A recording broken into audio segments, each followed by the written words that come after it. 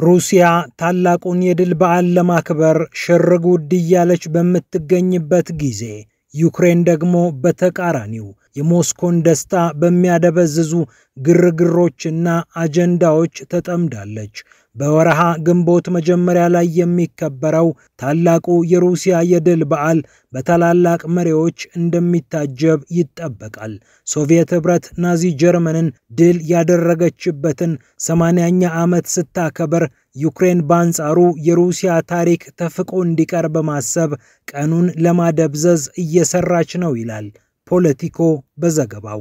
ሩሲያ አውሮፓን እስከ አጥንቷ ድረስ በጋጣት ሁለተኛው የዓለም ጦርነት ሚሊዮኖችን ገብራ ራሷንም አውሮፓንም ከተስፋፊ ፋሺስቶች ጠብቃለች።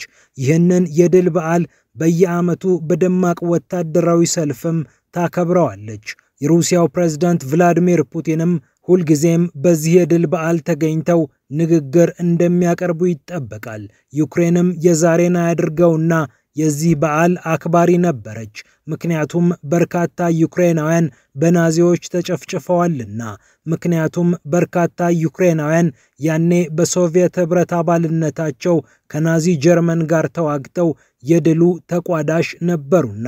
ይሁንና ጦርነቱ ከተጀመረ በኋላ በሩሲያ ላይ ቂም ይዛ የድል በዓሉን ማክበር አቁማለች። የሩሲያ ናቸው የሚባሉ የተለያዩ ተቋማትን፣ አመለካከቶችን፣ እምነቶችን እየገፋች የቆየችው ዩክሬን ልክ በሩሲያ ኦርቶዶክሳዊት ቤተክርስቲያን ላይ እንዳደረገችው ሁሉ ሩሲያ የነካችው ሞስኮ የገባችበት ነገር ይቅርብኝ እያለች ከድል በዓል እስከ እምነት ተቋም ድረስ ስትገፋ ቆይታለች። የድል በዓሉንም የአውሮፓ ቀን ብላ በማክበር እልህ ተጋብታ የት ድረስ እንደደረሰች አሳይታለች። የ80ኛውን የድል በዓል ሩሲያ በድምቀት ማክበሯ ደግሞ ይበልጥ አብግኗታል። እናም በዕለቱ የአውሮፓ መሪዎችን ጠርታ ምስል ለመቀማት እቅድ እንዳላት ተሰምቷል። ሩሲያ ይህንን የድል በዓል ለማክበር ከአውሮፓ እስከ ቻይና ታላላቅ መሪዎችን መጥራቷን የተገነዘበችው ኪየቭ እርሷም በቀኑ ለተለያዩ መሪዎች ግብዣ አቅርባለች። የዩክሬኑ የውጭ ጉዳይ ሚኒስትር አንድሬ ሲቢጋ አውሮፓን ከሁለተኛው የዓለም ጦርነት ቀጥሎ ያመሳት የአሁኑ ዘመን ጦርነት እየተደረገ ነው ካሉ በኋላ ይህንንም ወረራ ለማሰብ ስነ ስርዓት እናካሂዳለን ብለዋል።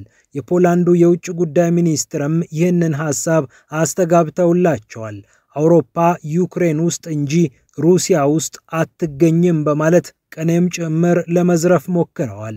እንደ ፖለቲኮ ዘገባ ዩክሬን የተለያዩ የአውሮፓ መሪዎችን በዚያ ቀን ለመጥራት ወስናለች። ከነዚህ መሪዎች አንዱ የጀርመኑ ቻንስለር ፍሬድሪክ መርዝ ይገኙበታል ተብሏል። ይህ ሁሉ ጥድፊያ የፑቲንን ድግስ ለማበላሸት እንደሆነ ግልጽ ነው። በወታደራዊ መስክ የተቀማችውን የበላይነት በግርግርና በበዓል ለማግኘትም ጥረት እያደረገች ነው የዜሌንስኪዋ ሀገር ዩክሬን። የሩሲያው ፕሬዝዳንት ቭላዲሚር ፑቲን ከ20 በላይ የዓለም መሪዎችን በመጋበዝ ነው የገናና ሀገራቸውን ገድል ለማክበር የተዘጋጁት። ከነዚህ መሪዎች ውስጥ የቻይናው ፕሬዝዳንት ሺ ጂንፒንግ ይገኙበታል። ስትራቴጂክ፣ ታሪካዊና ወሳኝ ግንኙነት አለን ብለው ሩሲያዎች ከቻይና ጋር ያላቸውን ግንኙነት ይገልጹታል። የሺ ጂንፒንግ በዚያ መገኘት ልዩ ትርጉም እንደሚኖረው ይጠበቃል። የሰርቢያው ፕሬዝዳንት አሌክሳንደር vučić፣ የሃንጋሪው ጠቅላይ ሚኒስትር ቪክቶር ኦርባን እና የስሎቫኪያው ጠቅላይ ሚኒስትር ሮበርት ፊኮም ከዚህ በዓል አድማቂዎች መካከል በተርታ ተቀምጠዋል። በተለይ የስሎቫኪያው ፊኮ ጉዳይ ብዙዎችን አስገርሟል። በቅርቡ ምርጫ አሸንፈው ሀገረ ስሎቫክን የተቆጣጠሩት የፑቲን ወዳጅ የአውሮፓ ህብረት እና ኔቶን ክፉኛ እየነቀፉ ካሉ መሪዎች አንደኛው ናቸው። እርሳቸው ወደ ሞስኮ ያቀናሉ መባሉን ተከትሎ የተነሳው አቧራ ይኸው እስካሁን አልሰከነም። የአውሮፓ ህብረት ባለስልጣናት እንዴት ሞስኮ ሄደህ የፑቲንን ድግስ ታደምቃለህ ብለው ይፋዊ መግለጫ ሰጥተዋል። እረ እንደውም ዋጋ ይከፈልበታል ብለው አስፈራርተዋቸዋል። እርሳቸውም በኤክስ ገጻቸው ላይ ወጥተው ማን በኔ ያዛል እያሉ ነው። ያለነው 1939 አይደለም 2025 ላይ ነው። እናም ማንም ወደ ሞስኮ መሄድን አይከለክለኝም በማለት ያስተላለፉት መልእክት ከባድ ትርጉም ይዟል። እርሳቸው እንደ አውሮፓውያን አቆጣጠር 1939 ሲሉ የገለጹት ዘመን ናዚ ጀርመን ቼኮስሎቫኪያን የወረረበት ዘመን ነው። የቼኮስሎቫኪያ አካል የነበረችው ስሎቫኪያ አሁን ናዚዎች የሉብንም ማለቷ እንደ ቅኔ የሚፈታ ሆኗል። አንድም አዛዥ የለብንም ለማለት ሲሆን አንድም ምን ነው እንደ ናዚዎች ሆናችሁ ለማለት ይመስላል። ምክንያቱም የናዚዎች ሽንፈት በሚነገርበት የሶቪየት ህብረት ገድል በሚዘከርበት የድል በዓል ቅር የሚሰኝ የናዚ መንፈስ ውስጡ ያለው መሆን አለበትና። ሞስኮ በአውሮፓ ናዚያዊነት እየገነነ መጥቷል ብላ መናገር የጀመረችው ዛሬ አይደለም። የዜሌንስኪ መንግስትም በዚህ በናዚነት ደዌ የተጠቃ ነው ስትል በተደጋጋሚ አስረድታለች። በርካታ የዩክሬን ወታደሮች የናዚ ምልክቶችን አድርገው ሲዋጉ ማየት የተለመደ ነው። የአውሮፓ መገናኛ ብዙሃን እንኳን የእነዚህን ኃይሎች እንቅስቃሴ በሚያስመለክቱበት ሰዓት እነዚህን ምልክቶች መደበቅ ተስኗቸዋል። መሪው ዜሌንስኪም ቢሆኑ ከዚህ ሐሜት አልተፋቱም። በእርግጥ እርሳቸው የአይሁድ ዝርያ እንዳላቸው በመመስከር ከናዚነት ለመራቅ ወይም ለመሸሽ ይሞክራሉ። በገቢር ግን ሁለ ነገራቸው ናዚዎችን ይመስላሉ ትላለች ሩሲያ። በተለይ አዞቭ የተባለው ከሻለቃነት ወደ ብርጌድነት ያደገው የጦር ክፍሏ በአክራሪ ቀኝ ኃይሎች የተሞላ በናዚነት የተጠመቀ ክፉ ኃይል መሆኑን የፑቲን መንግስት ደጋግሞ ገልጿል። ዩክሬን ናዚዎች የተሸነፉበትን ቀን ማክበር ያልፈለገችው ለዚህ ይሆን የሚል ጥያቄም ይነሳል። ለዚህ ጥሩ ምላሽ የሰጡት የክሬምሊኑ ቃል አቀባይ ዲሚትሪ ፔስኮቭ ናቸው። ነገሮችን ትንትን ብትን አድርገው መግለጽ የሚችሉበት ሰው ዜሌንስኪ የገዛ አያቱን ታሪክ የካደ ሰው ነው ሲሉ ይናገራሉ። ይህ ታሪክ የአያቱም ጭምር ነው በማለት የዩክሬኑን ፕሬዝዳንት አውግዘዋል። ዜሌንስኪ ግን እንዲህ አይነት ግርግሮችን አጀንዳ በማስደረግ ስልጣናቸውን እያደላደሉ ይገኛሉ። አሁን ደግሞ ለሁለተኛ ዙር ስልጣናቸውን የሚያራዝሙበትን እድል አግኝተዋል። የሀገሪቱን ወታደራዊ አዋጅ ለተጨማሪ 90 ቀናት እንደሚያራዝሙም ይጠበቃል። ይህንን እንዲያደርግላቸው ደግሞ ፓርላማውን ጠይቀዋል ተብሏል። ያለ ምርጫ መጓዝ የለመዱ አምባገነን ተብለው በዶናልድ ትራምፕም ጭምር የተወረፉት ዜሌንስኪ አመል ሆኖባቸው አሁንም ያለ ምርጫ ለመጓዝ ጥረት እያደረጉ ይገኛሉ። ከሩሲያ ጋር የሚደረገው ድርድር አለመቋጨቱን እንደ ሰበብ ሊጠቅሱት እንደሚችሉም ይጠበቃል። ዜሌንስኪ ወታደራዊ አዋጅ ያለ ምርጫ የለም በማለት ነው እስካሁንም ስልጣን ላይ ተቆናጠው የቆዩት።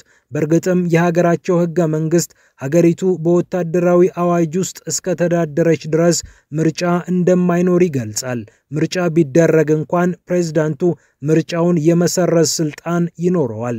ይህ ጉዳይ የትራምፕ ሰዎችን ጭምር ያሳሰበ ሆኗል። እንደ ስቲቭ ዊትኮፍ የመሳሰሉ የትራምፕ ልዑኮች በዚህ ጉዳይ ላይ እየተጨነቁ ነው ተብሏል። ምንም እንኳን ትራምፕ ለጊዜው ዜሌንስኪ በዩክሬን ምርጫ እንዲያደርጉ በፍጥነት ይጠይቃሉ ተብሎ ባይጠበቅም የሰውየው ከምርጫ ውጪ የሆነ ስልጣን እንደማያስደስታቸው ግልጽ ነው። ለነገሩ ፑቲን ዜሌንስኪ ቅቡልነት ያላቸው ሰው አይደሉም፣ በቀጣይ ምርጫ ተደርጎ ህጋዊ ከሆነ መሪ ጋር እንደራደር ሲሉ ያቀረቡት ሐሳብ በዋይት ሃውስ ቁጣ አምጥቶ እንደነበር አይዘነጋም።